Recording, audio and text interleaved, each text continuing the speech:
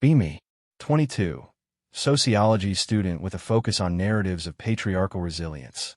Spend weekends drafting protest plans on internalized misogyny on my university campus. Also think a lot about how to prove that women actually run the world. Organized a library protest, once because they kept Jordan Peterson books on the same shelf as women's rights books. Call myself digitally anti-fragile, but block every man who says not all men. Feel pretty righteous. Always believe men had it easy. They don't get creeped on walking at night. They aren't judged for how they dress. They get promoted for just breathing. One night, I'm on Twitter. Post a thread. Reminder, being a man is not hard. It's just unchecked privilege. Gets 1.7k likes. Quote, retweeted by some guy. His handle's like Real Mindset, Guy 1991. I roll. He replies, try living as a man before you say that. Laugh. React. Quote him. Cry about it then. But something about it sticks. Not because he was right, but because I wanted to prove how wrong he was. Text my roommate Sam. Tell her I have a social experiment idea. Going to create a fake male profile on Tinder and Bumble. Go to document how easy it is to be a guy. She's in. Says she'll help pick pics. We pick stock images. Mid-tier hot guy. Nothing crazy. Beard, soft eyes, bookstore vibe. Name of Noah. Bio says book lover. Coffee over clubs. Looking for something real. Ready to prove a point? Day 1. Swipe for nearly 2 hours. Get 2 matches. 2. One of them unmatches after 10 minutes. Other never replies. What the duck? Figure. Maybe I pick bad pics. Ask guy friend from school. He looks and says, these are solid. Okay, so it's not the photos. Post on my story. Social experiment. Trying dating apps as a guy. Update soon. Comments. Mostly laughing emojis except one girl who messages. OMG, you're gonna feel pain. Didn't think much of it. Day 2. Swipe right on everyone. Get 4 matches. One girl opens with, you better be 6 feet. Another asks for Insta immediately. Never replies after I say, I don't use it. Third sends 1-word replies. Fourth, never responds at all. Message the one who did reply. Try to keep conversation going. Ask her about her book rec. She replies, just Google it. Start feeling weird. Not sad. Not mad. Just kind of hollow, like I'm performing to get basic human interaction. Post update. Dating app. Men must be so emotionally repressed from this dry energy. LOL. Still trying to keep tone light. Day 3. Try Bumble. Women have to message first. Get 2 matches. None of them message. I think they're bots, too. What even is the point of the app, then? Change Noah's bio to be more flirty. Add bonus points if you love hikes and horror films. Swipe again. 1 match. Girl opens with what do you drive? Tell her does a buy count. Unmatched immediately. Text Sam. Okay, maybe this is weirdly hard. She replies, lol duh. Welcome to the war zone. Talk to guy friend again. Ask him, is it really like this? He just laughs. Says, I wish I got as many rejections as you. I usually just get ignored. No joke. That hits. Next few days, repeat swiping. Message everyone first. Get left on read, ghosted, unmatched. Start changing message openers. Try jokes. Try compliments. Try D questions. Nothing makes it better. Open YouTube.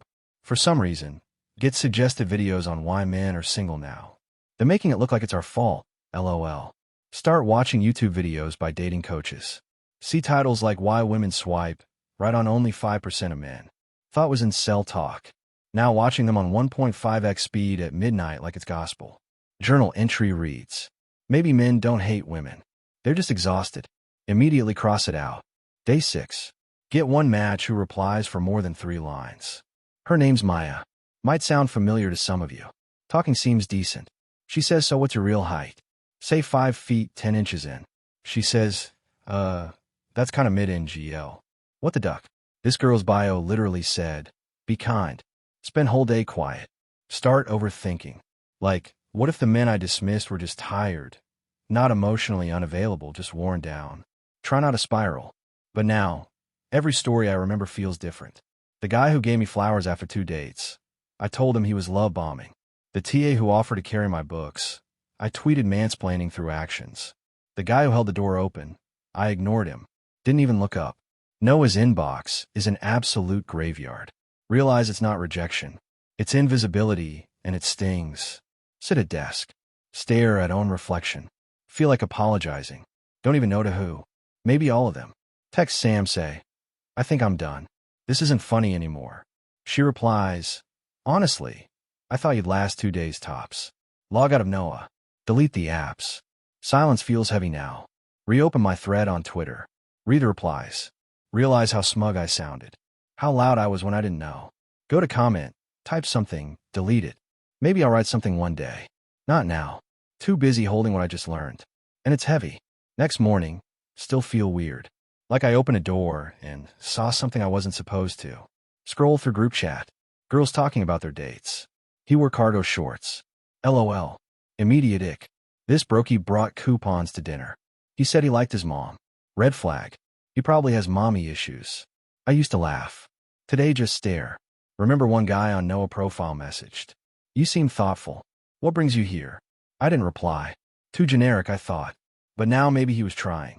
Maybe that was his best shot. Is that why so many men are gay now? Sit on balcony. Sun hitting my legs. Thinking how I used to say men just don't try anymore.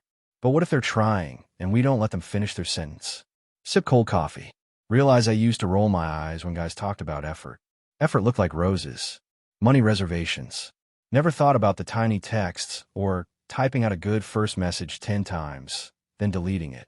Think of the guys I matched with. Some took 24 hours to say, hey. I unmatched before they could try again.